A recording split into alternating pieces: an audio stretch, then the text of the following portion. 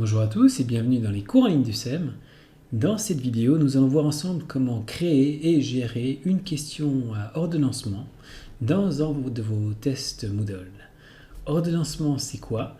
C'est une question dans laquelle vos participants ou vos élèves devront mettre dans l'ordre différents éléments. Ici, on a un exemple de classer ces constructions humaines de la plus petite à la plus grande. Donc, on doit prendre les éléments pour les déplacer, soit de manière verticale, comme on le trouve ici, soit de manière horizontale, qui est une autre possibilité. Comment ça se passe? Explication en images. Pour ceci, vous aurez déjà au préalable créé un test. Vous allez sur la page du test et vous allez faire modifier le test.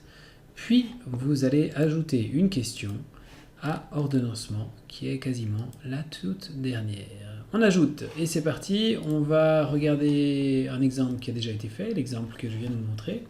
Donc, comme d'habitude, on va remplir le nom de la question, ce que vous souhaitez, puis le texte de la question, qui est en grosso modo les instructions par rapport à la question, classer les constructions humaines de la plus petite à la plus grande.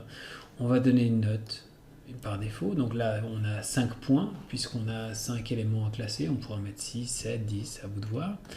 Et puis ensuite on va choisir si l'alignement, la disposition, comme on vient de voir, est verticale, ou alors si les éléments sont disposés de manière horizontale.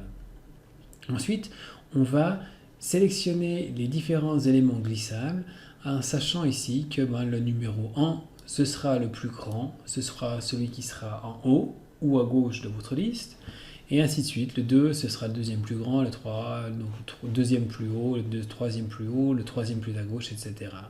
On peut rajouter des éléments supplémentaires en cliquant dessus. Et comme pour les autres types de questions, vous avez la possibilité de donner un feedback, si c'est juste, si c'est partiellement juste, etc. Et vous avez la possibilité d'autoriser des tentatives multiples avec une pénalité si vos participants font des fautes. Une fois que c'est fait, il ne vous reste plus qu'à vérifier la chose pour voir si tout roule et enregistrer. Et c'est dans la boîte. Merci et à bientôt.